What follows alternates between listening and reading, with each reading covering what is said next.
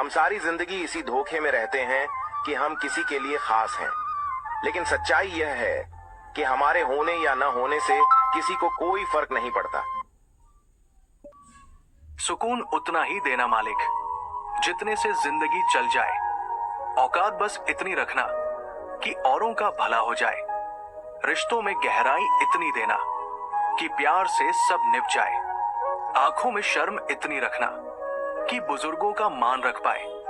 सांसें इतनी देना मालिक कि बस नेक काम कर जाए। बाकी उम्र ले लेना कि औरों पर बोझ न बन जाए।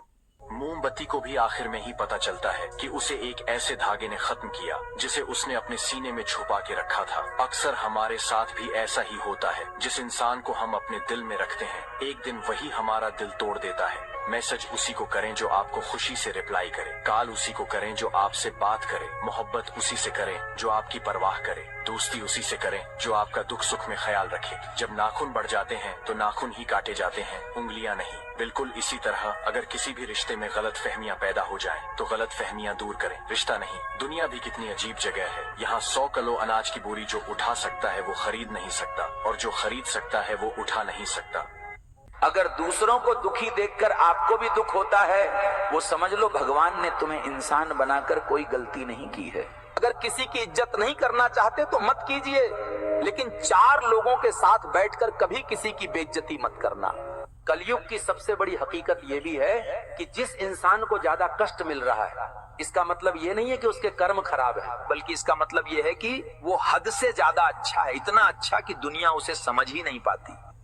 जिंदगी में एक बात याद रखना, शांति हमेशा ताकत की निशानी होती है।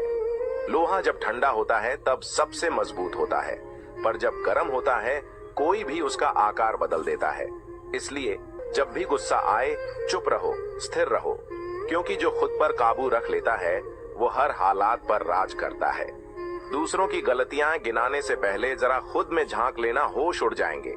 हमेशा तैयारी में रहो, क्योंकि मौसम और इंसान कब बदल जाएं कोई भरोसा नहीं।